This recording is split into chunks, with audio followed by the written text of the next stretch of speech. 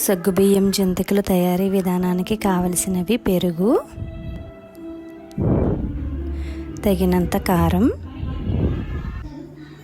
తగినంత ఉప్పు వేసుకోవాలండి. తర్వాత ఈ విధంగా నానబెట్టినటువంటి సగ్గు బియ్యాన్ని యాడ్ చేయాలండి పెరుగులో. సగ్గుబియ్యం ఖచ్చితంగా నానబెట్టాలండి, లేదంటే నూనెలో వేసినప్పుడు అవి పేలే అవకాశం ఉంటుంది కాబట్టి నానబెట్టినవి మాత్రమే వాడాలండి. తర్వాత బియ్యం పిండి వేసుకోవాలి.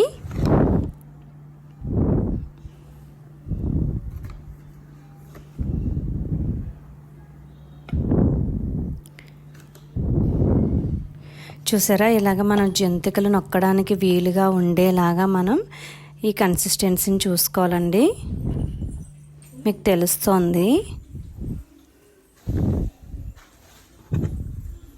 కొంచెం ఇలాగ గట్టిగానే ఉండాలండి, పలుచగా చేసుకోకూడదు.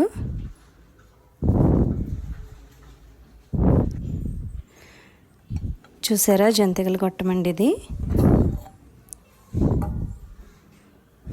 మనం సగ్గుబియ్యం వాడుతున్నాం కాబట్టి కొంచెం పెద్ద చిల్లులు ఉన్న ప్లేట్ని తీసుకోవాలండి. మనం ఇప్పుడు మీకు చూపిస్తున్నాను నేను.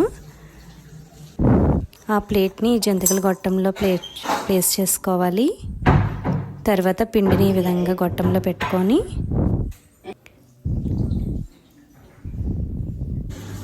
నూనె బాగా వేడైన తర్వాత మాత్రమే జంతికల్ని నొక్కాలి. సో చూసారా, ఇవి గోల్డెన్ కలర్లోకి వచ్చాయి కదండి. ఇంకొంచెం వేయించుకోవాలి.